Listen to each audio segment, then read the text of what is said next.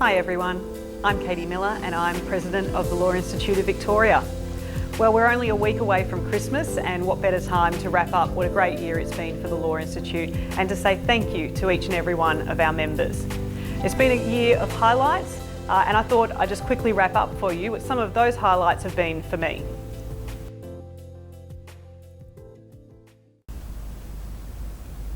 Law reform is always a big part of what the Law Institute of Victoria does, not just for the legal profession, but also for the community as a whole. This year we made over 130 submissions on law reform issues. My top 3 law reform advocacy wins were, first of all, amendments to the legal profession uniform law before the commencement date on the 1st of July 2015. There were 3 amendments that we were successful in achieving. The first one preserved the structure of partnership of incorporated legal practice, which saved practices using this structure significant sums of money because they didn't need to restructure and incur tax debts. The second was giving government lawyers more time to get their practicing certificates, and in particular extending the time frame to the 1st of October. So to all those government lawyers who now have your practicing certificates, congratulations. And the final change in the uniform law was ensuring that solicitors who provided fixed fee bills and then were requested for itemised bills could in fact rely on the itemised bill if it was higher than the fixed fee bill. The second advocacy win that we had was that we commissioned a report from PricewaterhouseCoopers on efficiencies in the legal aid system. It was a significant piece of work involving contributions from everyone who's involved in the legal aid system, from the courts to private lawyers, to legal aid lawyers, to community legal centres and government. Thank you to everyone who contributed to the report. It's a significant piece of work and it has significantly influenced the Access to Justice review that the government is now undertaking.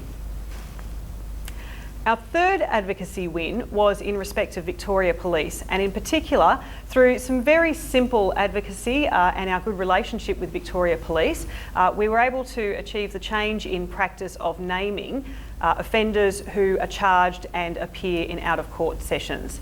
So thank you very much to Victoria Police for your willingness to engage in the discussion on that issue. We also continue to work very hard to support our members be the best lawyers that they possibly can be.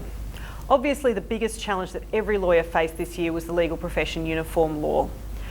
We were working to support all lawyers to ensure that they were ready and compliant on the 1st of July 2015 when the Act commenced. We did that through information and in particular the Legal Profession Uniform Guide and a number of fact sheets which are still available on the website. We also held a number of CPD sessions, including a full-day workshop that happened on the Friday before the Act commenced.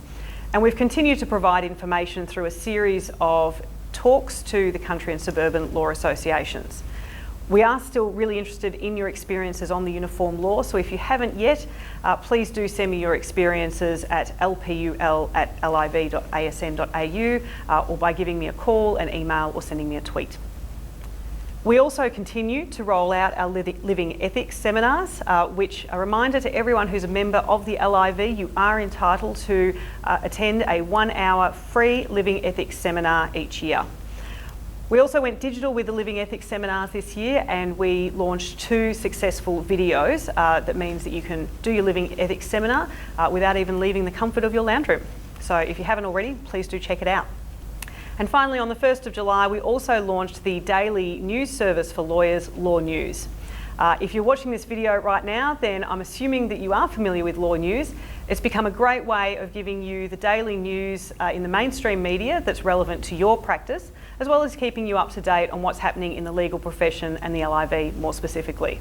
I've particularly enjoyed being able to send these videos to you and I hope you've enjoyed them as well. The LIV continue to work to spread the good news about what it is that solicitors do and make sure that the community recognises just how valuable lawyers are. My top 3 in terms of raising the profile and promoting the good works of solicitors in the community are, first, speaking at the welcome sittings for Associate Justice Mary Jane Iriadikonu of the Supreme Court and Magistrate Megan Keogh of the Magistrates Court. These two sittings were particularly special because both Associate Justice Iriadakonu and Magistrate Keogh have previously served on the Law Institute of Victoria Council. So it was wonderful to recognise their achievements professionally and to the legal profession more broadly. The second highlight was recognising a man who has given so much to the legal profession, the legal community and our community more broadly, but is so humble about his own achievements. I'm speaking, of course, about the first solicitor who was appointed to the Supreme Court of Victoria, Justice Bernie Teague. We commemorated and recognised Bernie Teague's achievements and contributions to society through having a portrait painted of him by Archibald artist Lewis Miller. It's now hanging in the Law Institute of Victoria, so if you haven't seen it, please do drop by and have a look. The third achievement, or the third highlight for recognising solicitors in our community was, of course, the Law Institute of Victoria Awards.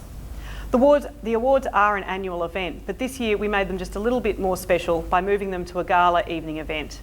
Attendances were up, nominations were up, and everyone had a fantastic time. Just a reminder that the awards will be held again in Law Week in May 2016, so please do put it in your diaries and book a table early and recognise your peers who give so much to the community.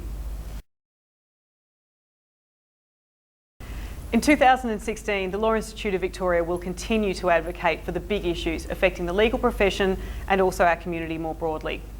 I think the big three issues to look for next year are, first, the government's Access to Justice review. The submissions are due in February 2016. If you're interested in being involved, please get in touch with us because the Law Institute of Victoria will be putting in a submission. The second is that we will continue to advocate for a more appropriate regulatory scheme for lawyers. We understand that lawyers need to be regulated and that clients need to be protected. But we also think that any regulation needs to be appropriate and that we shouldn't just be tying clients and lawyers up with red tape. And finally, the changes to the Children's Court will commence in March 2016. The government is committed to reviewing those changes in October 2016, and we think that's going to be a very important review and one that we will be watching and contributing to very closely. So to everyone who has followed this year, who has given me a call, who has come up and spoken to me at events, who's invited me out for coffee, thank you very much.